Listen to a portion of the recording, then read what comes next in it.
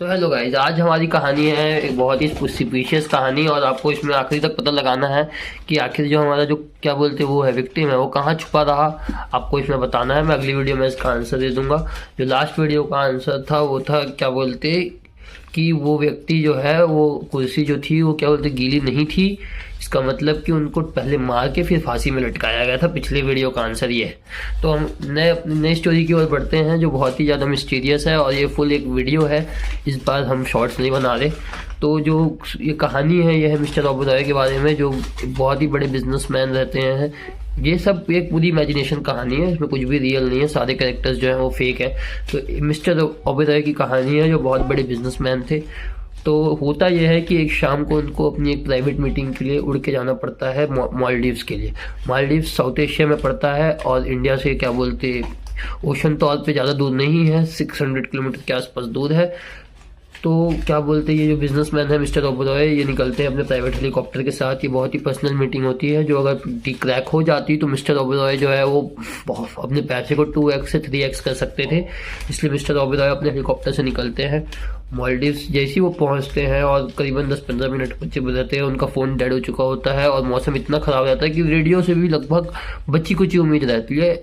इतने में ही करीबन जब 7 मिनट बचे रहते हैं उतरने के लिए, तब मिस्टर कुमार का फ़ोन आता है जो उनके पर्सनल एडवाइज़र रहते हैं। वो कहते हैं कि सर आपके लिए जो है वो उस जगह पे थ्रेट है और पूरी प्लानिंग कर चुकी है आपके मर्डर की।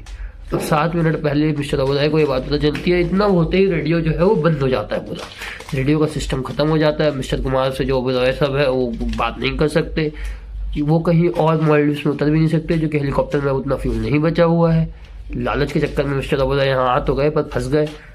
अब क्या करे क्या करे क्या करे, कहीं जा भी नहीं सकते। तो मिस्टर ओबेरॉय उस मेंशन के सामने उतर जाते हैं जिसके सामने उनकी बिजनेस डील होनी थी।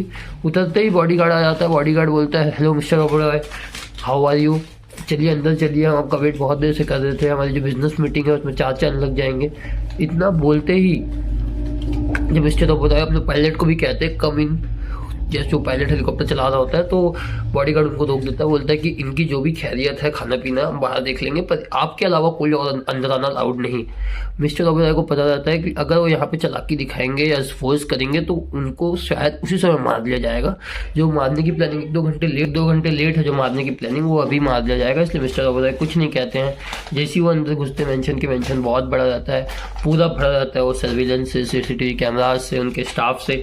मिस्टर ओबेरॉय समझ जाते हैं ये प्लान है। और मिस्टर कुमार ने उनको बताया था ये भी कि ये जो है उसमें उनके बहुत बड़े बिजनेस एनिमी का हाथ है और वो डायरेक्ट इन्वॉल्व नहीं है, थर्ड पार्टी के थ्रू इन्वॉल्व है। अब ये बात अब पुलिस वाले को भी वो बुला नहीं सकते क्योंकि उनका फ़ोन डेड था, रेडियो से तो कॉल आप लगाएंगे नहीं। तो अब मिस्टर ओबेरॉय जो है वो डर रहे थे बहुत, क्योंकि उनकी जो बिजनेस मीटिंग है वो उनके डेथ में डील होने वाली थी। उनकी जो ग्रीड थी वो उनको उनके मौत के बहुत करीब ले आई थी। इसी में वो उनको उनका कमरा दिखाया जाता है जिसमें एक स्विमिंग पूल रहता है और कमरा बंद होता है। पूरा CCTV सर्विलेंस, आजू बाजू पूरे स्टाफ। जिस मिस्टर ओबेरॉय कोई भी चालाकी अब नहीं कर सकते थे। मिस्टर ओबेरॉय सोच ही रहे थे कि उनकी डेथ अब बहुत नज़दीक है। इतने में मिस्टर ओबेरॉय जो है वो अपने कमरे से अचानक से गायब हो जाते हैं। अचानक से CCTV सर्विलेंस, जो CCTV कैबिन में जो आदमी बैठे रहता है वो दौड़ते हुए आता है और बोलता है mister Oberoi is not in his room. अचानक से उनकी परछाई दिखाई गई एंड ही इज वेनिस्ड, वहां से गायब हो गए।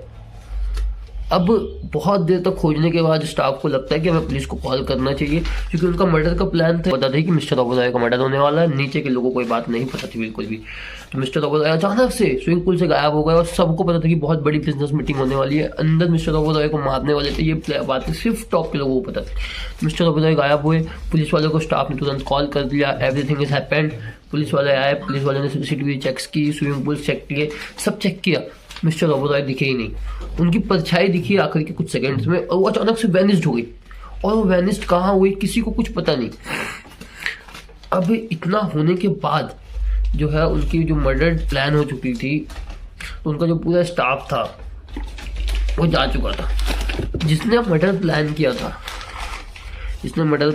था वो जब आया अंदर तो वो इतना ज़्यादा पैनिक था, इतना ज़्यादा वो था, क्योंकि उसको पता था कि जो मिस्टर ओबेरॉय का एनिमी है वो उसको अब जिंदा नहीं छोड़ेगा, क्योंकि उसको इस एग्जीक्यूशन के लिए पूरे पैसे मिले थे। तो वो पैसे भी नहीं खोना चाहता था और मरना भी नहीं चाहता था, क्योंकि उसने मिस्टर ओबेरॉय को नहीं मार के गलती की थी।